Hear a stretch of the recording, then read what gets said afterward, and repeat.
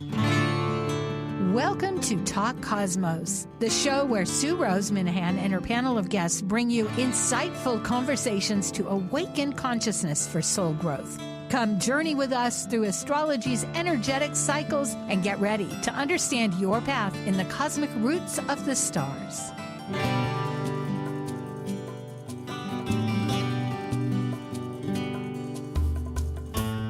Hello and Happy New Year, because this is the year of the wood dragon.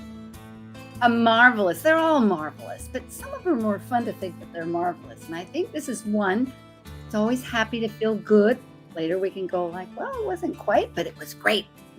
And this is Talk Cosmos. I'm Sue Rose Minahan. And it is, I think, February 11th. I did not say. And our topic today is the wood dragon 2024. Lunar New Year. And we have a special guest. Usually this is, and it is, Planet Buzz. But Laura, Dr. Tad, is off on a retreat in Nicaragua. Very exciting also. It's a great way to begin the year. And that is a lot of what this is about. It is new beginnings. She'll be on actually as a special guest next week when I have another guest. So check that out. But today, this wood dragon is mystical and transformative. So let me introduce my guest, Jen Ng from Canada. Hi, Jen. This is wonderful to have you. Jennifer. So lovely Yes. to see you and be back to chat about the wood dragon. I know. So last year thank you. And I'm jumping too out of my skin here, so pardon me. But last year we did 2023, the wet. It was water. I guess it was wet. The wet rabbit. Nobody calls it. Poor rabbit. I know. But you know, my day pillar is rabbit, I think. So I have taken kindly to the rabbit. And it's not all the picture. And I'm getting a little complex here, perhaps, but you begin to learn the language. And I want to say that to people, that it is fascinating to learn about Chinese astrology, as it's called, but it's the lunar new moon, and it's celebrated all around the world. Many, a huge, vast number of people. And it's easy to think we know a lot, but like anything, we begin just to step our toes into it. But it becomes somewhat a language. And I'm hoping that with this program, we'll begin to see some parallels of ancient thought that build. That's how I operate. But as far as the details, it takes time. Let me see. Oh, shall we begin? We'll begin with the slides. Okay. And here we are. You can reach Jen at Jen Ingress. Little trick of her name, because all the plans Ingress. And of course, you can find this at Talk Cosmos always. Jen is a Western horary forecasting, my tongue is in the way, and synastry consultations. She takes the West and the East together because she studied she practices the 4 pillars, which is Bachi, I hope I'm saying that right, and Feng Shui in the Yellow Hat Sect, because she learned from a master. And it's really the lineage of great masters that is attached to so many great educations. And this is definitely from a long legacy, important. And therefore it is in the Yellow Hat Sect, and that is in Eastern Asia, or China, as you were mentioning. And you teach 4 pillars at the International Academy of Astrology. She has a medical astrology diploma and a horary practitioner from the School of Traditional Astrology. Jen was the host of IAA's Cosmic Pulse podcast. She lectures, which we will see still always at many astrological associations, OPA, NCGR, and ESAR, which are acronyms. She is the current secretary for Kepler Toastmasters Club. We're both a member of that, and we do highly recommend it. And a past co-president of ATI, which I believe she gave a speech to, which is Atlanta, and you'll see that later with the slide. and the IAA board, and working on research on the 12th house, and received the support from OPA Astrologer Research Grant Special Mention. I'm very impressed. That's not easy to do. There's a lot of competition with that. You did well. She completed AFAN, which is now merged with OPA, the mentorship program. There's always room to improve and study, which we all do. And she has a passion for diversity, equity, inclusion, environmental justice, and cultural history. So, hi, Jen. It's very exciting. Sue. And myself, go ahead. Yes. Happy New Year. Gong hei fat choi.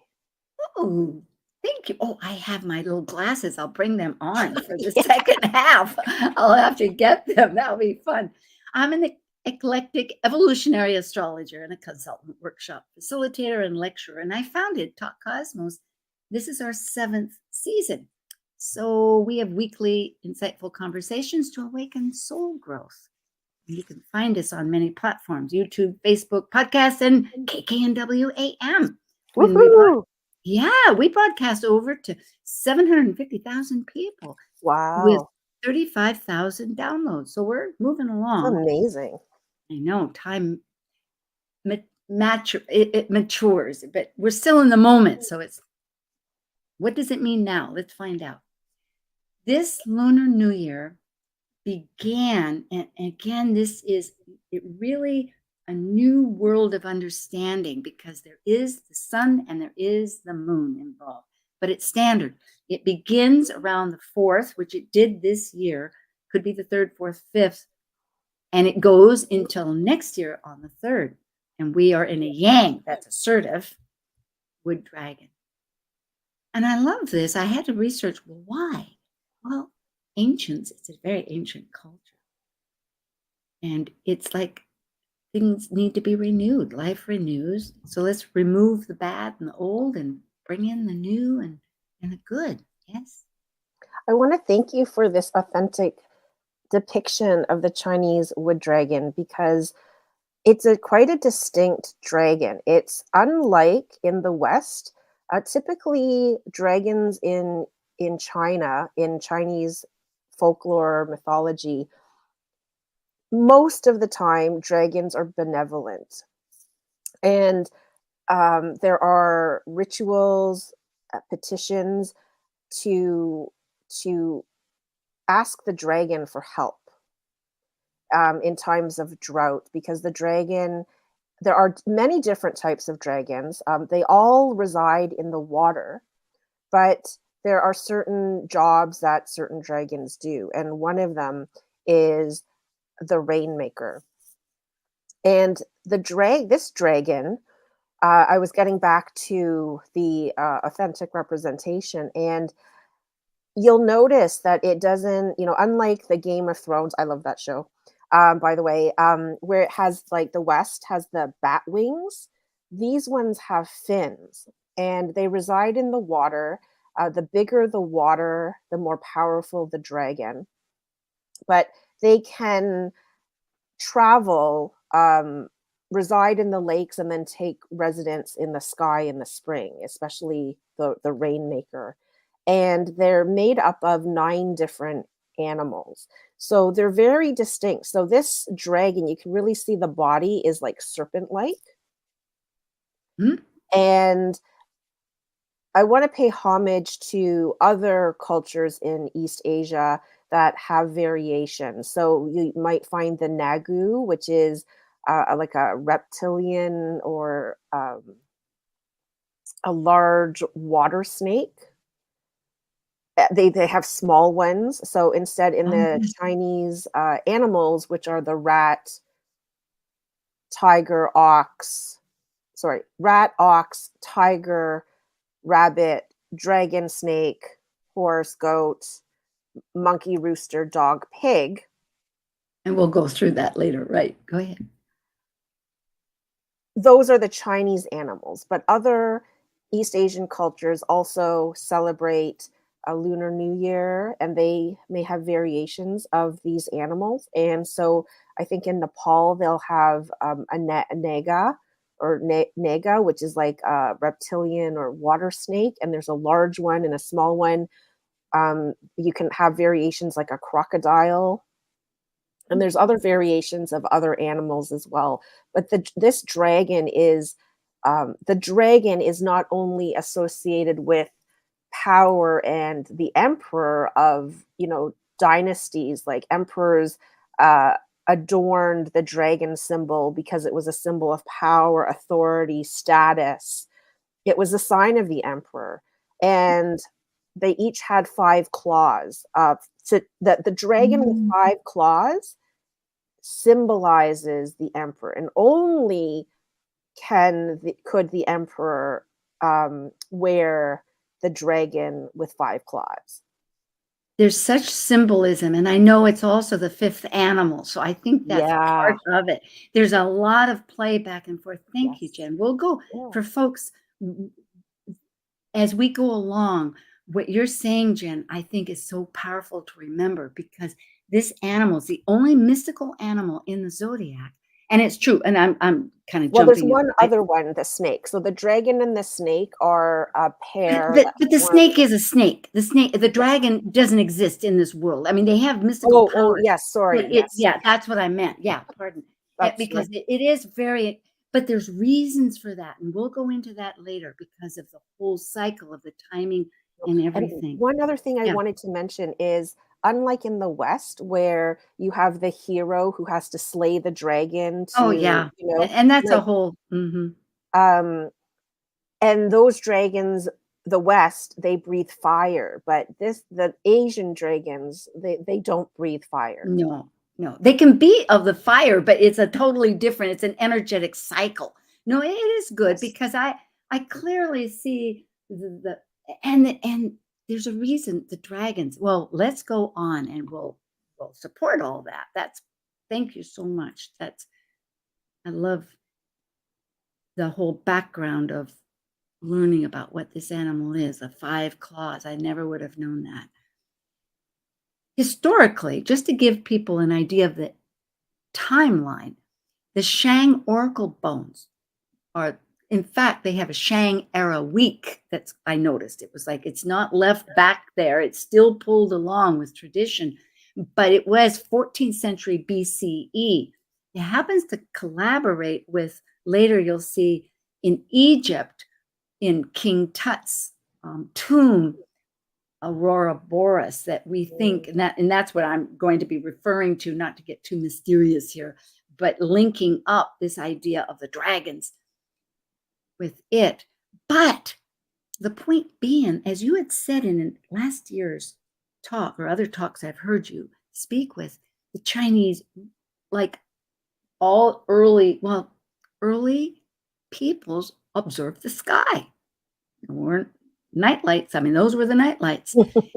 That's what they did. And they needed it too for their agriculture and for the weather and every purpose of living. And so this is like generally speaking, many talks you've given have gone into this with great detail, and even last year's also I keep referring to. So we're giving kind of an overview of the Luni solar, but it does include the moon, which is a 29.5-day month, not 31, and with the 365-day solar calendar.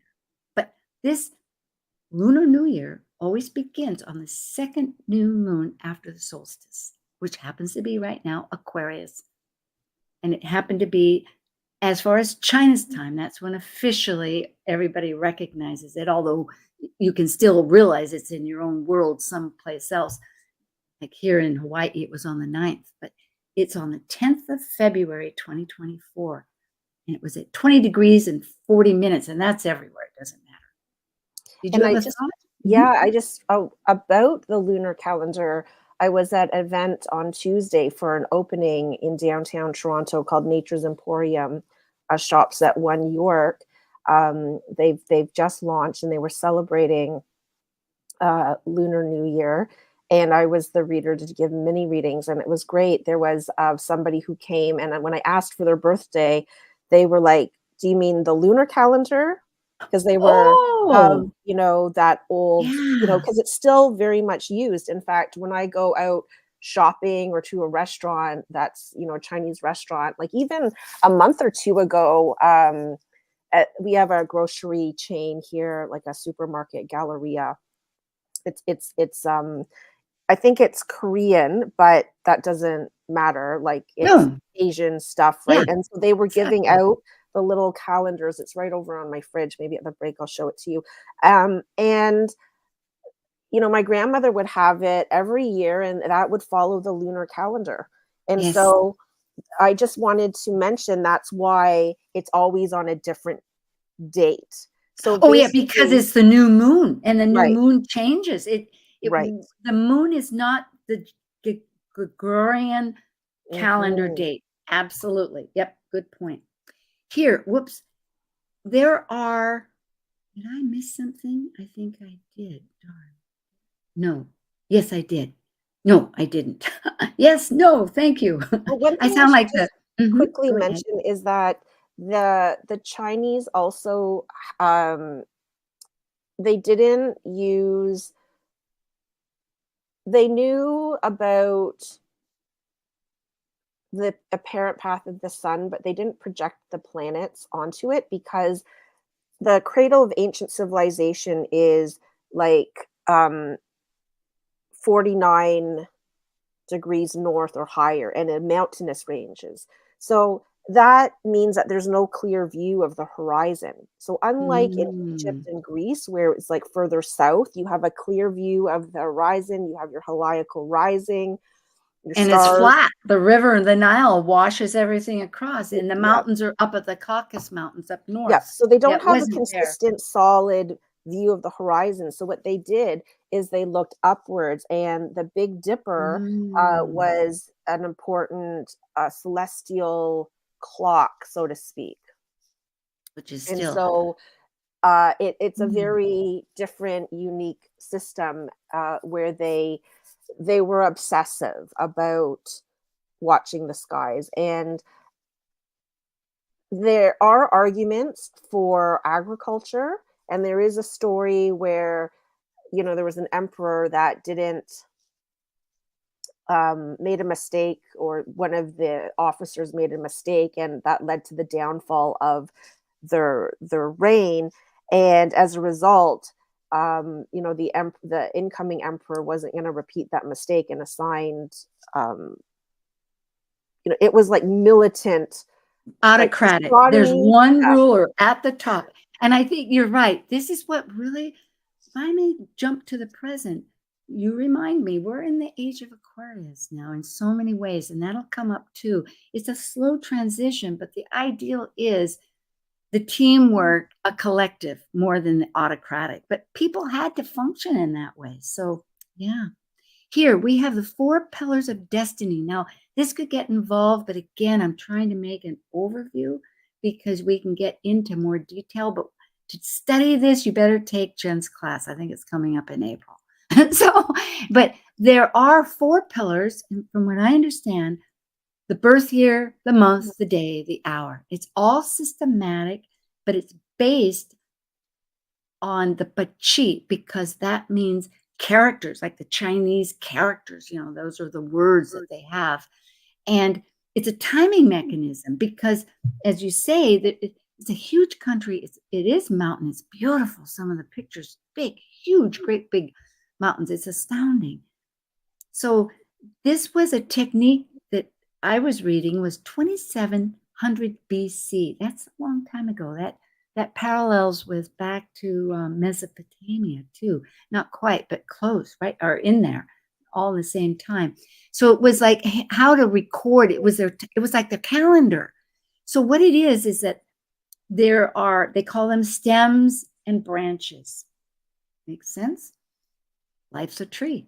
And you know, and and there are these five elements rather than the four that our astrology thinks of, but they go in a systematic, and if they go one way they create, the other way they destroy. And I've got wheels just coming up. This is developmental transformation, which everybody knows.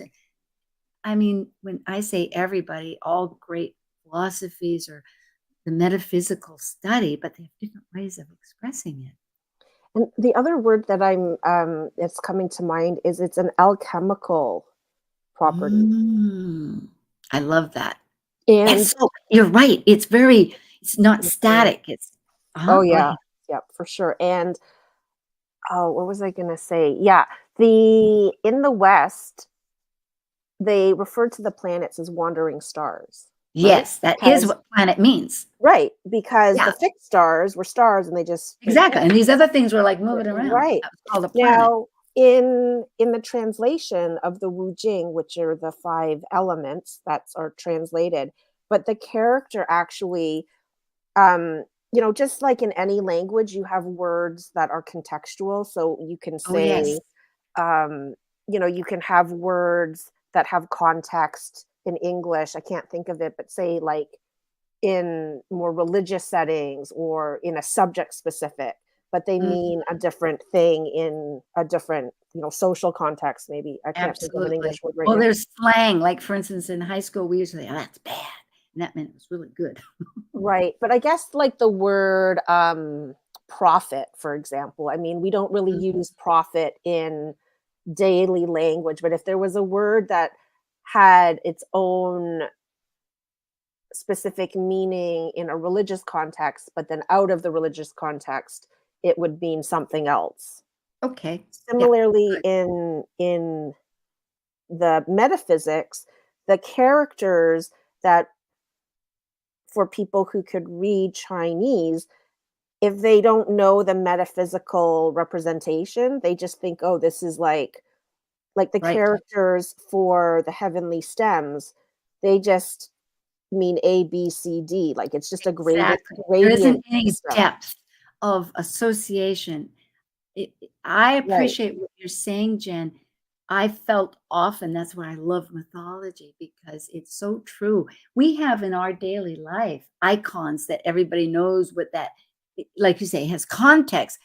That's just a simple representation. But we've lost that story, and we need to learn how things are spoken and what it means, because you're right, the depth is just, for example, I guess pontificate.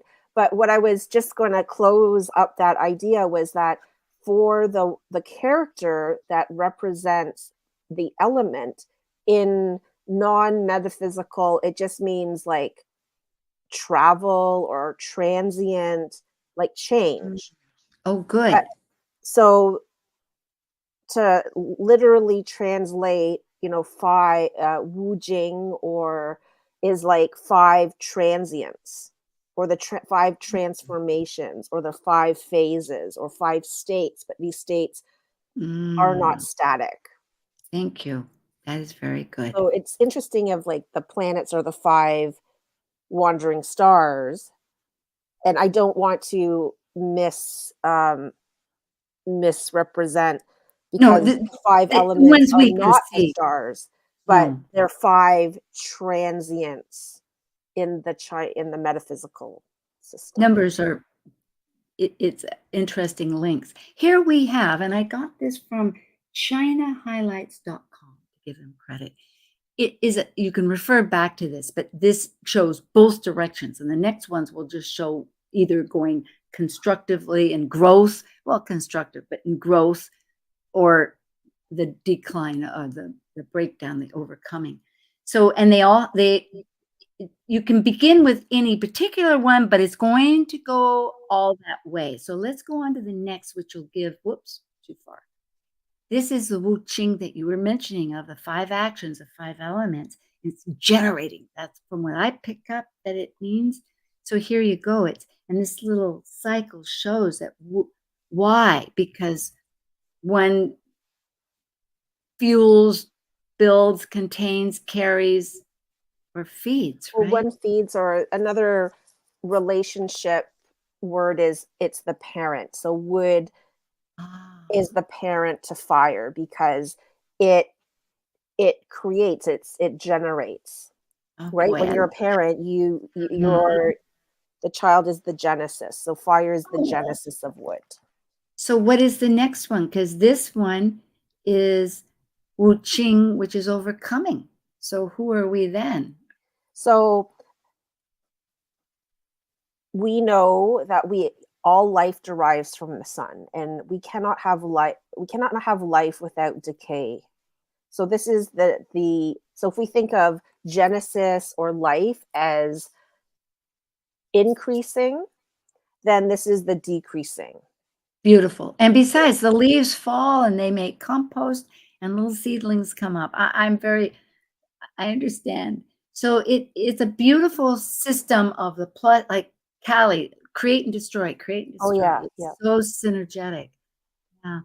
And Uh-huh. if I may, that you mentioned Kali, we, from what I understand, we are in the age of the Kali Yuga, and the Oh. ancient Chinese metaphysics, they have an era which is something like, don't quote me on this exact number, but somewhere in the magnitude of like 10,800 years, something like that. And so each animal character represents one of these eras.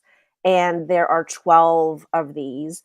So 12 times, 10,800 is one section, and there's many. So basically, because we have 12, the first 6 are of an upper heaven, and then the following 6, so from to uh, rat to snake is the upper heaven, and then goat, horse, and to pig is the lower heaven. And they say that we are in between one of these 10,800 years between the horse and the goat, and then after the goat will come monkey, and it said that in that period it won't be good for mankind. Jen, I study the dwarf planets and set with Alan Clay, and you have to, just like all studies, really absorb and associate with Sedna, which is, well, the furthest out that is our soul's destiny, has an 11,400 year cycle, which is right close. The last time it was the closest to Earth was back in the Neolithic age, when the ice cap was, when the glaciers were melting, and when humanity started their building towards their nomadic agriculture and then going forward. Because if you look back half time between now and then, that was when civilization started, about 5,000 years ago. And the closest it's going to return is in 2076. It has a very elliptical orbit, extremely elliptical, so that in Scorpio, it stays for 1,500 years, whereas in Taurus, which it just finished, is 50 years. In Aries, which I was born in, was 100 years. Now, as of this April 27th, it's going into Gemini for the next 100 years. Talk about extremes, eh? Can't decide how long you're going to, am I here for thousands of years, or just like a couple of decades? Well, I'm associating it, and we do have a break that I'm just toggling into, that this really corresponds and supports this whole idea, because it'll be in Cancer then. There's a lot on the line. There's a lot on the line right now for humanity. And I'm hoping that with Aquarius and this wonderful wood dragon, that people will take the courage to be their initiator. And we'll find out when we get back how being a wood dragon this year could maybe help us move forward, at least take leadership. Yeah. Okay. Thank you. I'll be right back with Jen Ng about 2024 Wood Dragon. Take care. It won't be long. So cute.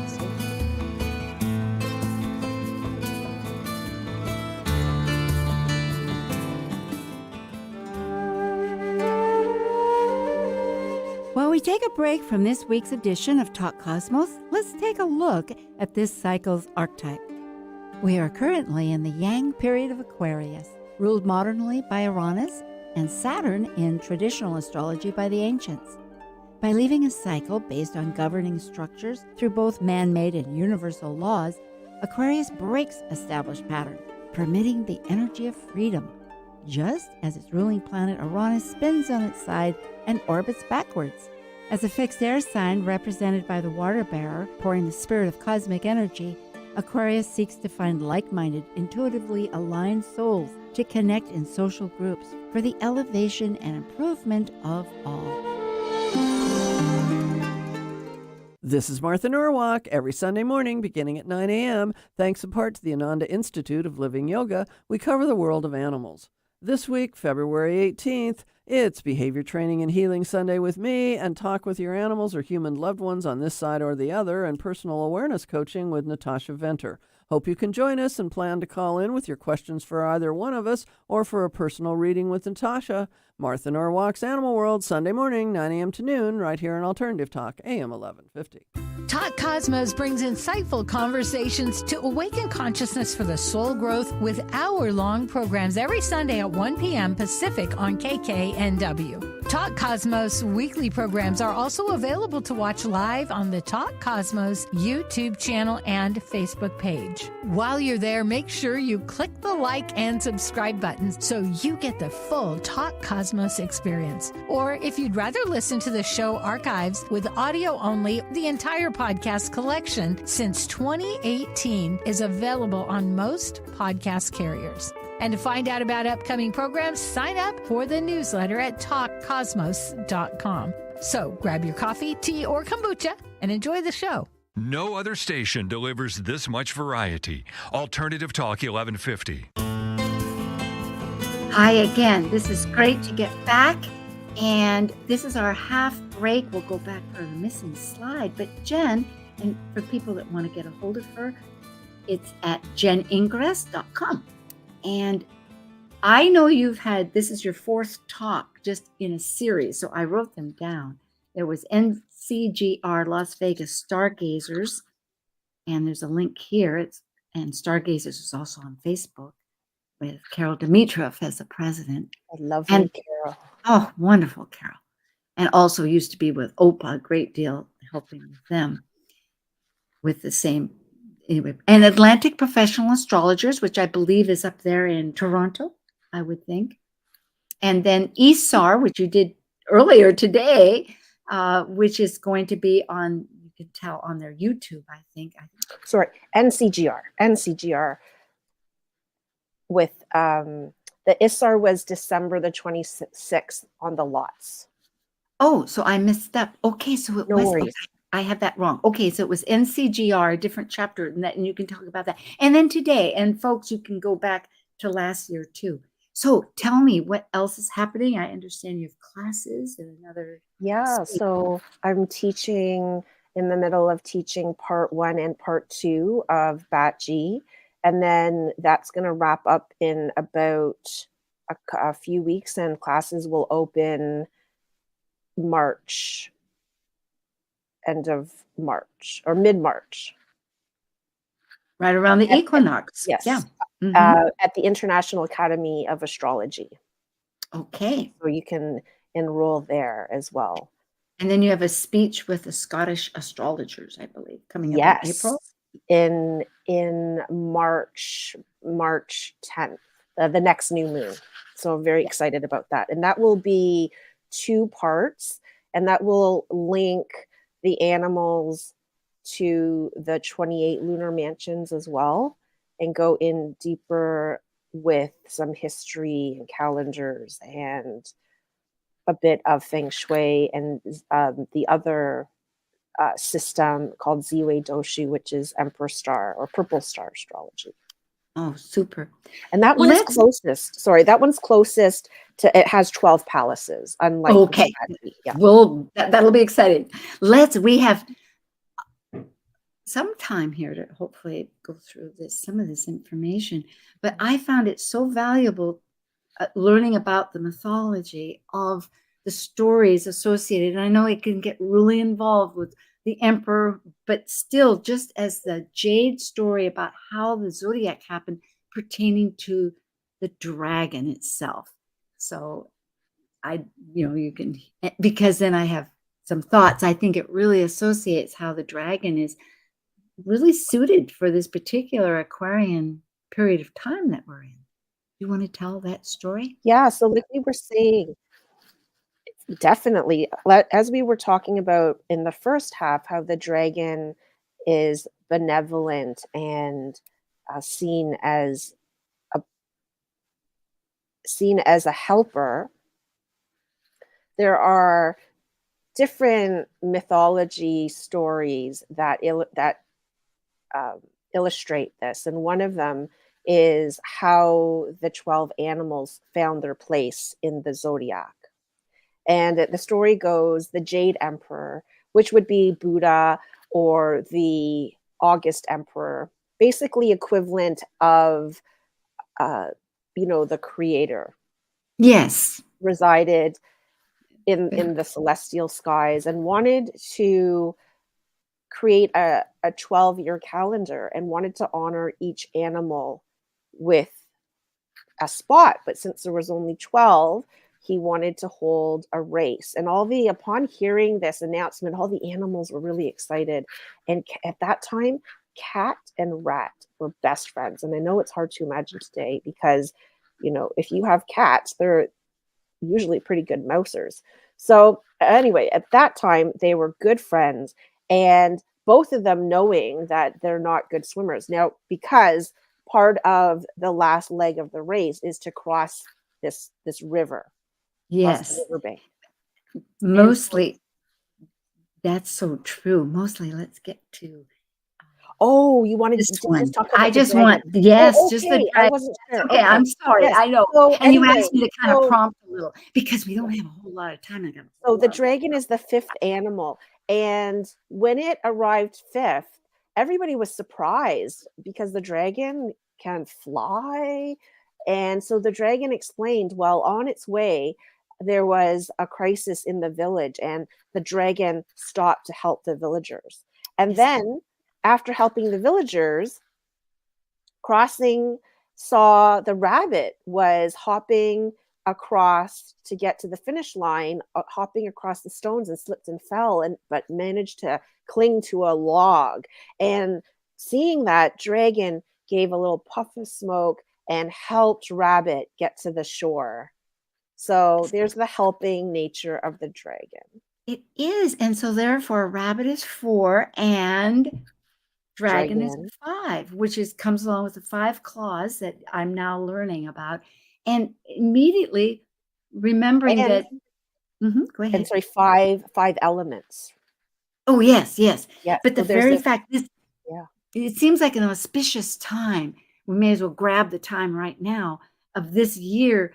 Here it is, always an Aquarius new moon that begins any lunar new year. However, Pluto just entered it on the 21st, and for the next 20 years, except for September and October.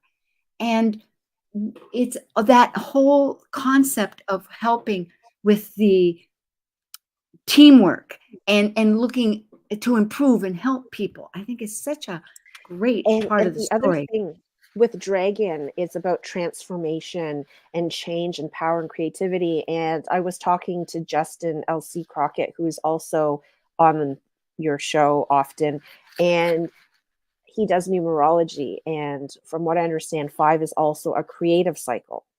So it is, because you have full stability, and it's the foundation, the material, and then you bring in the intuition, the spirit world, and then that changes things. That is exactly what transformation is. I love that. Thank you for bringing it up.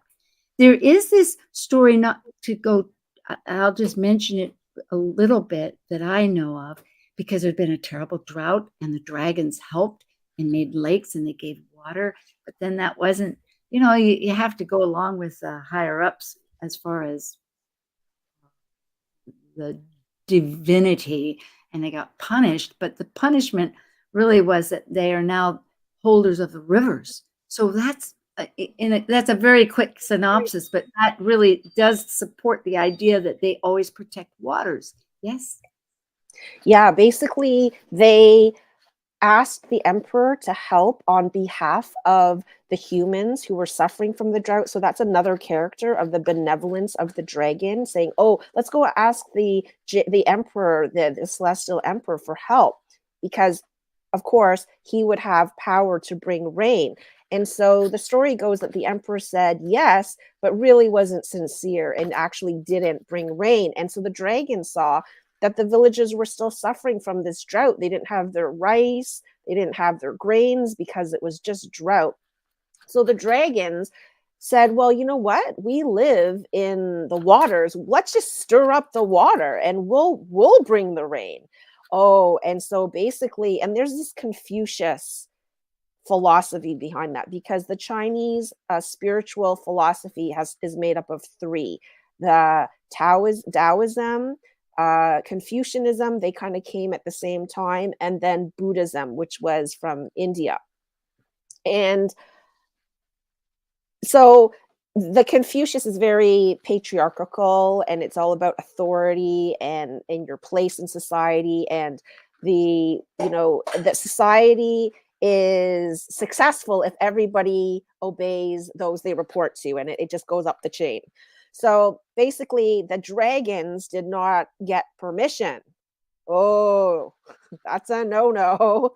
And so they were going to be punished.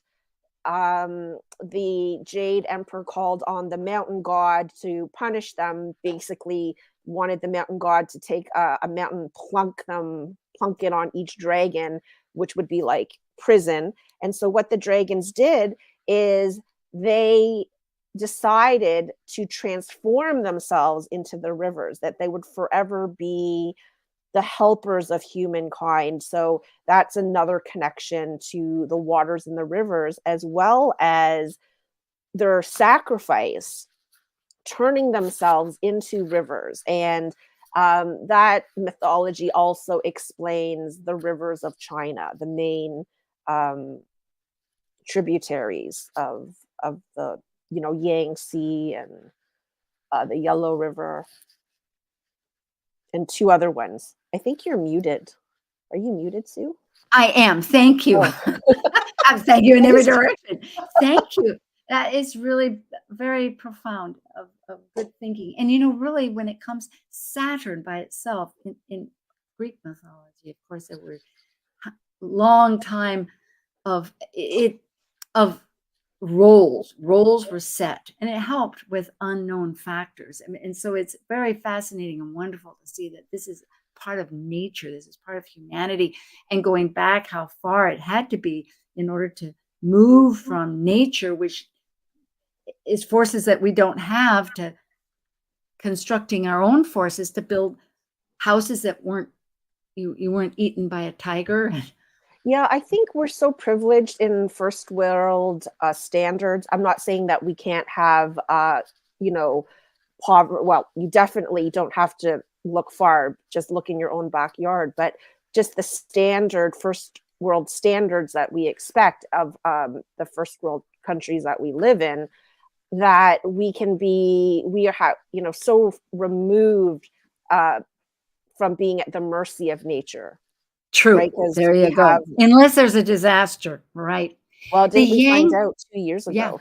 Yeah, right. And the Yang wood dragon, and we'll just sort of cover this, it's most celebrated, powerful, intelligent, charismatic, dynamic, creative, willful. They're lucky, great success, leaders, and transformative. So if we go into the wood dragon, just looking at Jupiter, which is that 12-year cycle, and also of the growth of generative, and then also of the weakness, which is create and destroy, which is part of life, whether it's a tree in the leaves or anything. Jupiter, and then also thinking here, I related back to the Grand Conjunction, which was December 21st in 2020, that shifted this 200-year cycle where these two social reset buttons, you might say, of Jupiter expanding and Saturn contracting. And it's like a snake. I think Gemini Brett talks about, or no, it's Rick Levine. People all this conversation Yeah. Well, the about, bending of the nodes, right? yes, and a snake moves the, like this, and the the fowl, sinusoidal, the yeah, sinusoidal cyclic periodic. exactly. And here you brought this gorgeous picture. I'm so glad that these are very ancient artifacts, but they are both jade. One is white and one is green. And to me, this C part really comes up with, and I'll jump further to it, which is the aurora boreas, which is this eternal cycle of destruction. We'll go back and forth, destruction and rebirth. And the dictionary says it is where it's a snake or a dragon. And we're talking ancient. If I could also quickly, for those who share a heritage, if we go back to the previous slide, the white one. Sure. So they're from, like, China has many different cultures and ethnicities, but the main language is Mandarin. And my heritage is Cantonese, which is a southern province, because China has many provinces, like the US has states and Canada has provinces, etc. But they have 5, I think. I can't. I have to. Okay, that's all right. Sorry. Okay. Well, then it's more. Okay, yeah. No, I'm sorry. But the one on the white is of the Lingnan culture, and that includes my heritage, Cantonese people, like Hong Kong, Macau, as well as Hakka, Taishanese, Hainese, Tanka. It's of the Guangdong and Guangxi region, and then the other one is of the Longshan heritage, and that is like Neolithic, like thousands of years. Wow. And so you can see that the dragon image that we opened our podcast with, this is a lot more simpler because we didn't mention it. I didn't mention it, but there can be scaly dragons as well as smooth dragons. And it looks like this one on the sea. I mean, I feel like I want to have it as a bracelet. I mean, it'd be like a really rare artifact, you know. But actually, if I go into mythology, the scales and the ocean, the fact that we know Darwin, we came out of the ocean. We know even recently that fissures of volcanic into the ocean is where the birth, the heat and the water and all of that. But the point is that the sea goat for Capricorn was not just a goat, but a sea goat. It was a fish with a fish tail, and then it dropped it. Yes. And what I'm getting at is just the unity of all this consciousness. Quickly, that this has been described as being in a fetal shape, and the gestation is 9. So that ties with the 9 of that as the dragon, because the dragon is made up of 9 different animals. So, and there's I think 8 kind of dragons. But. Well, that's interesting. Plus, 8. Plus there's the 8 emperor. characters. Yes, plus the emperor. And the other thing is with the dragon story, with the drought, that there is a a Long Wang, which is Dragon King, and he's like the first recognized historical emperor. And the Chinese people think of we're descendants of this. Yes, I was reading that they're all dragons, but you know what? That is the same with if you go into what I'm saying is a dragon lady. Yes. Just kidding. Right. No, I got dragon genes. But you know what? I'm not dismissing anything. I'm just augmenting. And no, I wasn't. No. Because what I'm saying is that I'm reading the Odyssey with Jason. Yeah. And there it's all about the mythology. And the point being that again and again in the mythology, people are descendants of Zeus. They're descendants of the gods. So Well, we all got to be humanity, descendants of somebody. well, humanity sees this as, in my way of thinking, I'll try to spit this out because I want to keep roaring on. But, okay, we have our nuns, we have our people in the go to ashrams and wherever it is, however it is, there's a mystic, there's people that devout every day, with their sense of what their piety or their divinity is.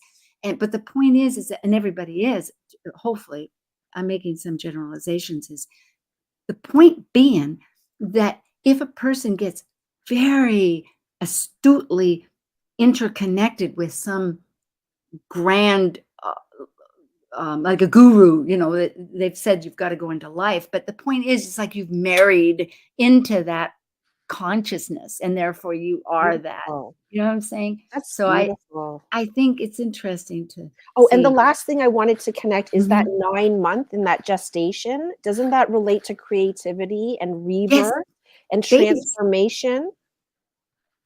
Yeah, A it is. wise friend once said in a discussion about time travel, and they said, giving birth, like that's time travel.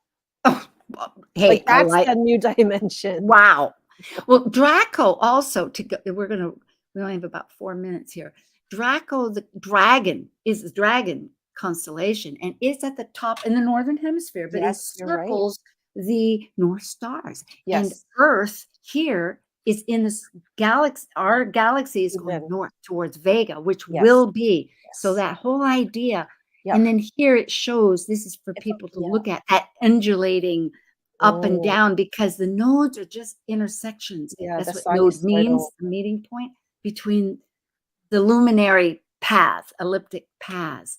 And so it's just fascinating how the ancients understood all this and saw it that way, but they weren't there. These are dates for people. We're going to get to a chart in a moment. And just for people to know that it was every 60 years is that whole cycle. So it was 1964, Yeah, and that's when 1924. the Vietnam War was going on.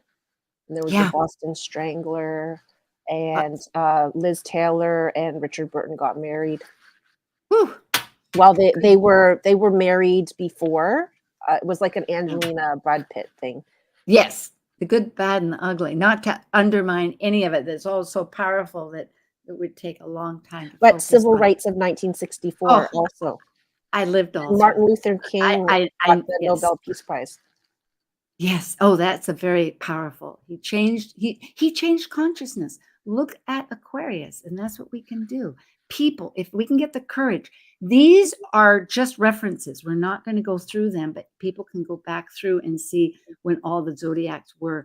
Right now, there is some emphasis of how this Aquarian is working, and we're having Pluto in air sign, Jupiter is coming up in May, and it's teamwork, it's communications, it's expansive, and also it relates so much to the Chinese characters because of the 12 earthly branches. It's the Jupiter orbital cycle. So I thought it's And going I to just wanted to quickly, you asked me to bring the calendar, so I'll just quickly show the little, there, no, I can't. Yes, there it is, right in front of you. And it's customary because this means good luck, that you'll see people hanging them upside down because we want the luck to pour into us. Oh, just the opposite of a horseshoe. Yes. I love that. So when you see it hanging upside down, we'll hang it upside down on our window or above our door so the wealth pours in. Isn't that a gorgeous idea? I'm so glad. And you can Here see is our the chart does show that, interestingly, without going into more of it, because this just happens to be in DC, it could be anywhere in the world, but there's a sextile that's a harmonious flow between those two expansions and contractions, between Jupiter and Saturn, meaning we have a chance to really refine and put in a vessel all our great visions of change that we want to do. It's on some level, it's very hopeful. I'm praying for the environment and the animals and. 恭喜 Oh, 发财. absolutely. Yes, I did. And then here is more of this. So thank you. Gee, Jen, we have a couple of seconds. Oh, I'm empowered. I We do this. love hearing you with all your associations. It gives such a depth, where the globe is getting, the consciousness is getting closer. It's good.